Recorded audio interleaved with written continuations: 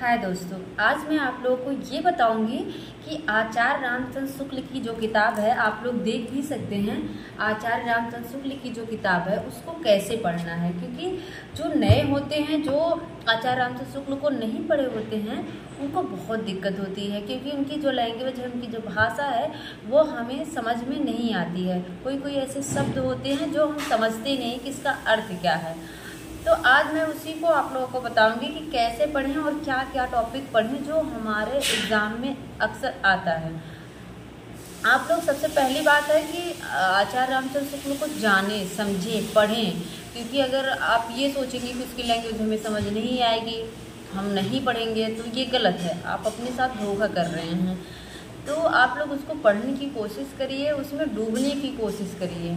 जब आप डूब के पढ़ने लगेंगे ना, तो उसकी भाषा भी समझ आ जाएगी आप लोगों को। और आप लोग आचार्य रामचंद्र शुक्ल से सबसे पहला पॉइंट ये है कि आप आचार्य रामचंद्र शुक्ल से भक्तिकाल, आदिकाल, भक्तिकाल, रीतिकाल ये जरूर पढ़ें, क्योंकि उन्होंने आदिकाल, भक्तिकाल को बहुत अच्छे से लिखा है। और रीतिकाल आप चाहे तो नगेन से पढ़ सकते हैं, लेकिन अगर इनसे भी पढ़ लेंगे तब भी कोई बात नहीं, तब भी आपका रीतिकाल तैयार हो जाएगा। और एक दूसरा भी टॉपिक है जो इन्होंने बहुत अच्छे से लिखा हुआ है, वो है खड़ी बोली गद्य का विकास।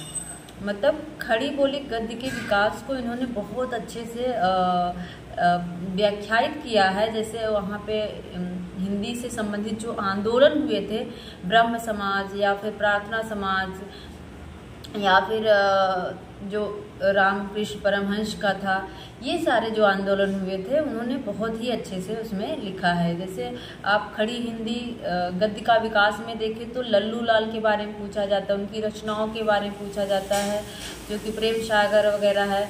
या सदल मिश्र कौन सा मुंशी था, कौन सा नहीं था, ये सारी चीज़ें पूछता है। सदल मिश्र हो गए, लल्लू लाल, सदा सुखलाल, इन सबको आप वहाँ से पढ़ सकते हैं, उनके बारे में बहुत अच्छे से दिया है। तो आप लोग ये भी होता है कि मैम आदिकाल इतना लंबा दिया है, भक्तिकाल इतने सारे कवियों को रखा है, कैसे हम पढ़ें, कैसे सबको तैयार करें। तो सबसे पहले आप पूरा मत पढ़िए। आदिकाल में जो मेन कवि दिए हुए हैं, जैसे स्वयंभू हो गए, पुष्पदंत हो गए, या पृथ्वीराज रासो के बारे में, परमाल रासो के बारे में, इन सबको आप तैयार कर लीजिए। जब ये सब तैयार कर लेंगे तो जो छुटपुट कवि बचते हैं, जो अक्सर कभी कभार एग्जाम में उठा लेता है, तो उसको आप बाद में पढ़ लीजिएगा। लेकिन जैसे पृथ्वीराज रासो के बारे में या फिर विद्यापति हैं, उनसे संबंधित कीर्तिलता, कीर्ति पताका, इन सबको आप यहाँ से आचार्य रामचंद्र शुक्ल से आप जरूर तैयार करें। और भक्तिकाल में ऐसे ही होता है, बहुत सारे कवि हैं, हमें बोरिंग लगने लगता है कि कितने सारे कवियों को पढ़े, तो आप वहाँ से जैसे तुलसीदास हो गए, नाभादास हो गए, केशवदास हो गए, इन सब के बारे में आप वहाँ से तैयार कर लीजिए। और एग्जाम में भी पूछा है कि तुलसीदास के बारे में आचार्य रामचंद्र शुक्ल ने क्या नहीं कहा है या फिर क्या कहा है। तो जब तक आप शुक्ल की किताब को नहीं पढ़ेंगे, तब तक इस प्रश्न का जवाब आप नहीं दे सकते हैं। केशवदास के बारे में पूछा है। और अष्टछाप के जो सारे कवि हैं, आठों, नंददास वगैरह, इन सबको आप, सूरदास, सबको जो है आचार्य रामचंद्र शुक्ल से पढ़ेंगे तो आपको गहन अध्ययन होगा, गहन जानकारी मिलेगी। कहीं भी आपको बताना होगा, कल को आप टीचर बन जाओगे, बताना होगा तो आप अच्छे से बच्चों को बता सकते हैं। खड़ी बोली गद्य का विकास मैंने बता ही दिया। और जो बाकी चीज़ें हैं, आप चाहे तो नगेन को पढ़ सकते हैं, जैसे छायावाद हो गया, द्विवेदी युग हो गया, क्योंकि आधुनिक काल में जाके रामचंद्र शुक्ल ने खुद लिखा है कि आधुनिक काल के कवियों को के बारे में कुछ लिखना अपने सर पर बला मोल लेने के बराबर है। क्योंकि अगर कोई जिंदा है तो उसकी समालोचना करना, उसकी आलोचना करना थोड़ा सा मुश्किल होता है, वो आ ही जाएगा डंडा लेके घर पे कि तुमने कैसे मेरे बारे में ऐसे लिखा। तो आधुनिक काल के बारे में वो थोड़ा कम अच्छे से लिखे हैं, लेकिन आदिकाल, भक्तिकाल, रीतिकाल के बारे में आप वहाँ से पढ़ सकते हैं।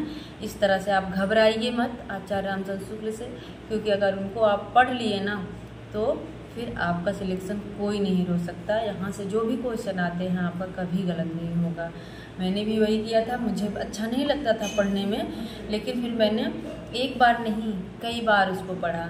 आप जितना बार आचार्य रामचंद्र शुक्ल को पढ़ेंगे, उतनी बार आपको कुछ न कुछ नई चीज़ें देखने को इसमें मिलेंगी।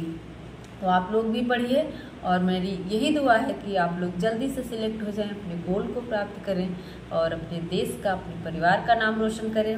मिलते हैं नेक्स्ट वीडियो में। धन्यवाद।